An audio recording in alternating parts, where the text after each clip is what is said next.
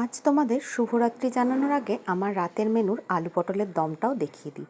এটা ফুল ভেজ করে করেছি, একদম সিম্পল মেনু। তোমরা হয়তো ভাববে আলু পটলের দমও আবার দেখানোর মতো। হ্যাঁ, দেখানোর মতো। আমার কন্টেন্ট যেহেতু রান্নাটা দেখানো আমার কর্তব্য ফেসবুকে।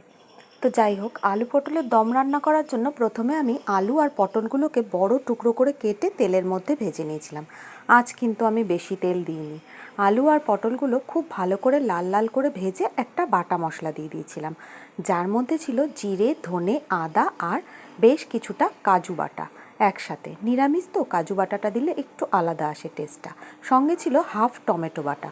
সব দিয়ে পরিমাণ মতো নুন হলুদ দিয়ে আমি অল্প অল্প জল দিয়ে চামচে করে, দেখতেই পাচ্ছ, এটা দিয়ে কষিয়ে নিয়েছিলাম। আর আমি ফোড়নে দিয়েছিলাম গোটা গরম মশলা। গরম মশলাটা আমি বেটে দিইনি, ফোড়নে দিয়েছিলাম, যেহেতু এটা নিরামিষ বেশ গন্ধটা ভালো লাগবে। তারপর ভালো করে অল্প অল্প জল দিয়ে কষিয়ে আমি 5 মিনিট মতো ঢাকা চাপা দিয়ে রেখেছিলাম। তারপর ঢাকা খুলে এর মধ্যেই দিয়ে দিয়েছিলাম 1 বড় টেবিল চামচ আমি ঘি দিয়েছিলাম। তারপর ঘিটা দিয়ে আরও কিছুক্ষণ কষিয়ে ঢাকা চাপা দিয়ে 5 মিনিট রান্না করলে রেডি আমার আলু পটলের দম। এটা কিন্তু আমি একদম শুকনো শুকনো করব। তোমরা চাইলে এটাতে অল্প জল দিয়ে একটু গ্রেভিও করতে পারো, কিন্তু আমি একদম শুকনো শুকনো করব। কেমন লাগলো?